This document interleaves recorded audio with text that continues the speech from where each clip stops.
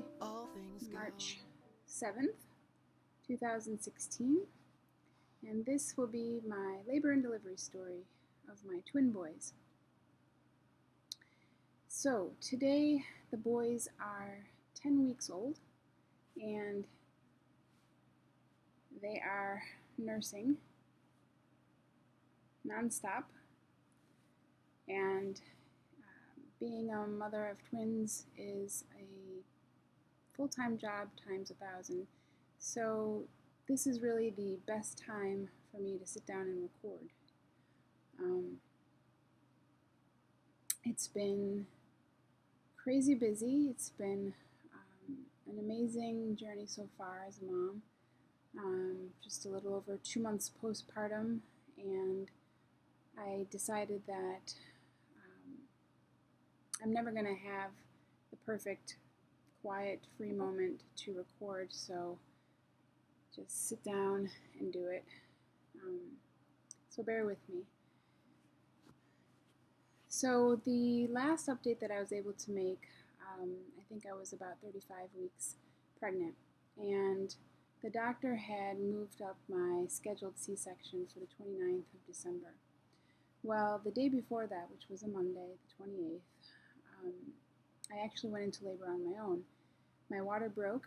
I was just lounging on the couch while Adam was getting ready for work that morning. It was going to be his last day of work before he took his leave, and my water broke spontaneously. So we went to the labor and delivery ward, and it was really busy, so they didn't have a room for us right away. I wasn't able to go into triage, so I basically just sat there and dealt with some contractions that were starting to get stronger and stronger. And I labored naturally for about 4 hours total, and so I did get to experience some of that natural labor process, which was, an interesting experience. It was extremely painful. I have a lot of respect for women who are able to go it without any interventions and medications. So yeah, by the time the doctor was able to come check on me, I had been having regular contractions like every minute, one on top of the other, for quite some time. And I was in that other world where you're just focusing on breathing and trying to get through the pain and discomfort. Adam was there trying to coach me along. I was trying to remember my Lamaze breathing as best that I could. I was vocalizing quite a lot through the contractions. And the doctor checked me, and I was dilated to 6 centimeters. So he got his team together, and they rushed me to the OR to perform the C-section. They administered the epidural, and that was an extremely uncomfortable and painful procedure. It took them like 3 tries to get it placed right. The 2 IVs that they had to place were also extremely painful to put in. I had severe bruising afterward. It was unbelievable how black and blue my arms were. And so it took them, I don't know, maybe 30-40 minutes to get me all comfortable and numb. I had explained to them prior to all this that because I'm a redhead, I may have a different tolerance to pain medications, so they should be extremely careful when administering it and just make sure they give me the right dose. So that took a while. Once that was all done and I was numb, I actually started to feel a bit nauseous, as a lot of women attest. I also vomited just prior to the surgery.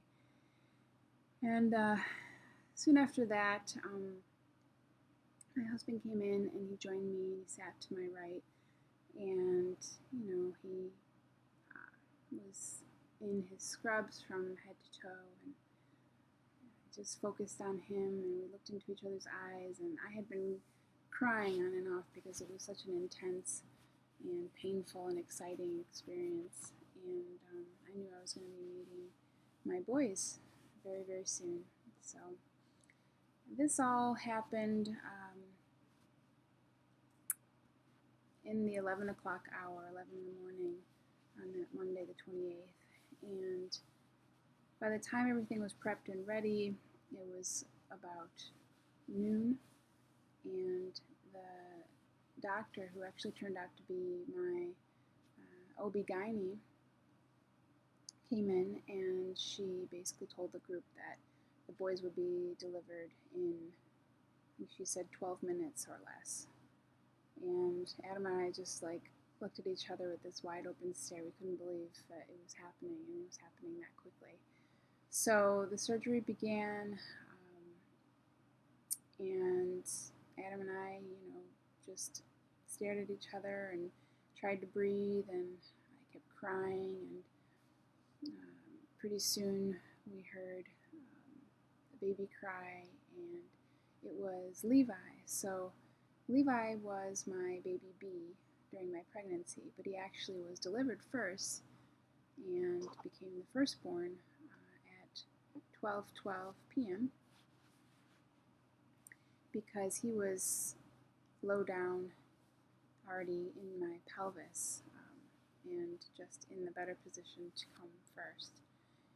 And he was whisked away. I couldn't really see him come out. I kind of saw him off to the side as he was being walked over to where the pediatrician team was.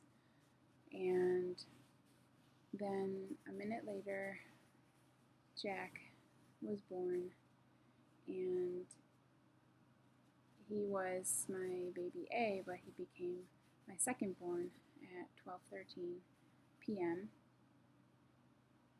because he was breech and a little bit higher up in my belly. So it took them 2 minutes to actually get the boys out, and Adam saw them take Jack over to the pediatrics team as well.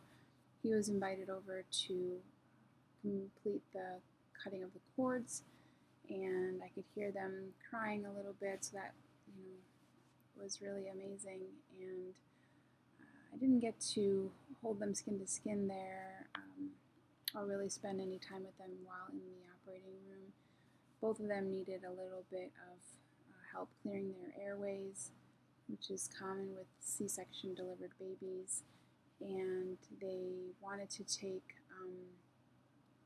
Levi to the NICU just because they thought he might need a little extra attention and a little oxygen. They thought that he probably would be brought to us within an hour, so nothing to be concerned about, but just we wouldn't be able to have him straight away. So Jack was able to stay with us, which was awesome, and so they finished my operation and wheeled me down to the recovery area, and it was kind of in this overflow room because they were so packed, and they were apologetic because there wasn't a mother-baby room available yet, so I had to kind of hang out there longer than patients usually do.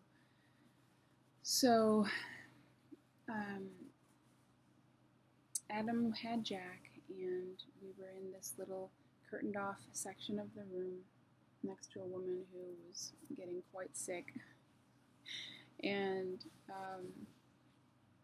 it wasn't the ideal place to recover, but it was such a generalized situation. We were both just coming off that high of the surgery, and I was obviously comfortably numb from the spinal.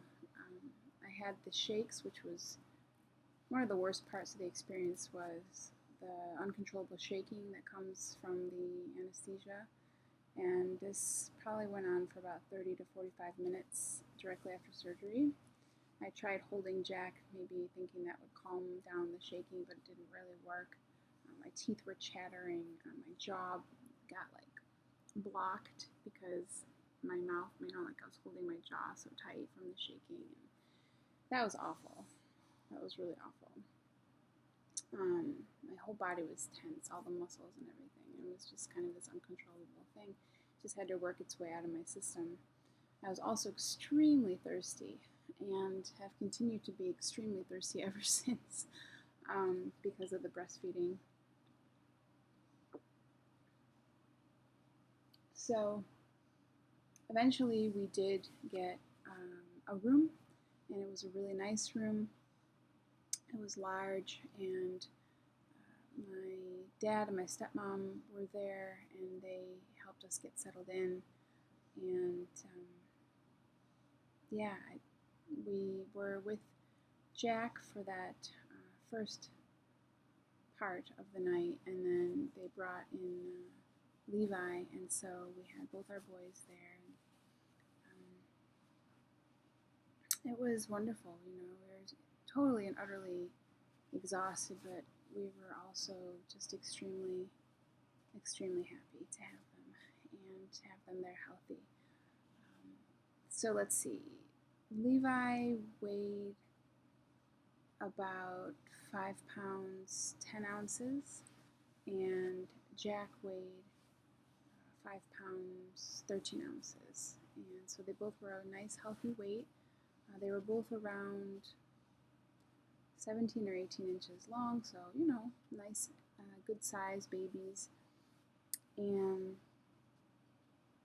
I can't really show you their faces right now, but I'll put some pictures in so you can see what they look like. We started nursing while I was convalescing in the hospital. I got help from 2 different lactation consultants and used the hospital grade pump to help bring my milk in. Jack has been my lead, my champ nurser from day 1, and he helped to bring my milk in. It was around I think it was between days 3 and 4 that the milk really started to come in. And poor Levi did have to get some formula because he was in the NICU on 2 different occasions, actually. Once at the beginning, and then again right before he came home. So I was a distance away from the NICU. It's not a very convenient location, so as hard as it was, I did make the decision to have them give him formula just because I was not going to be able to pump much of anything at that point because I had Jack to contend with. I was recovering from major surgery and exhausted and figured it was better if I just get my rest. So anyway, he did get some formula, but by and large they've been exclusively breastfeeding since then. And so the second time Levi went to the NICU was because he was found to have what they call a low resting heart rate. So they have to, before they can be released from the hospital and go home, they have to pass a car seat test at our hospital. So that basically means that they put them in the car seat in the ward, in this room there, and the pediatric team is there to monitor them for like an hour in the car seat and take their like oxygen levels and heart rate. And so Levi's heart was dipping every now and again, and it was a bit concerning to the pediatric team, so they decided to have him go down to the NICU to be observed. So he actually ended up staying there for about 48 hours, and we went home with Jack alone, and Levi stayed behind. And that was really hard. That was heartbreaking, but we knew that he was in really good hands. Incredible doctors were taking care of him, and Adam was able to go the very next day to spend time with him and check in with the doctors. And it wasn't until that evening that they finally were able to release him and lend us a car seat that he could safely drive home in. And so then we were united as a family that second day. So the first night we were with Jack by ourselves, and then Levi joined us thereafter, and we've been together ever since.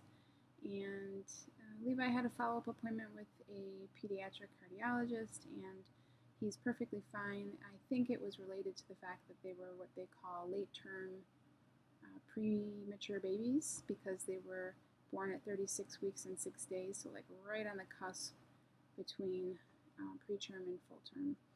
So developmentally, they're just maybe a little behind the curve, and they're definitely making up for it now. So as I was saying at the beginning, it's 2 months since they were born, and they've both gained weight and are continuing to gain weight on track. The doctor is very happy with their growth. So they were born just under 6 pounds, and now Jack is 9.5 pounds, and Levi is just over 9 pounds. So they're doing very well, and knock on wood, the breastfeeding is going very well. They're mostly on the same schedule. Sometimes I will do some solo nursing with them just to have some one-on-one bonding time with them. But I do try to get them on a tandem nursing as much as I can, just so that I'm not constantly nursing. I have some time to get some food and, take care of some things around the house. So that is basically my labor and delivery story. The surgery recovery went very well. I think that I expected a lot worse, and I'd say the worst part of it was over within 10 days, and by the 2-week mark I felt a lot more healed and less kind of tender around the incision spot. The incision healed very well and quickly. I had a ton of bruising, but yeah, the pain itself kind of subsided, I'd say, by 2 weeks. And then, now that I'm 2 months post-surgery, I feel completely fine. And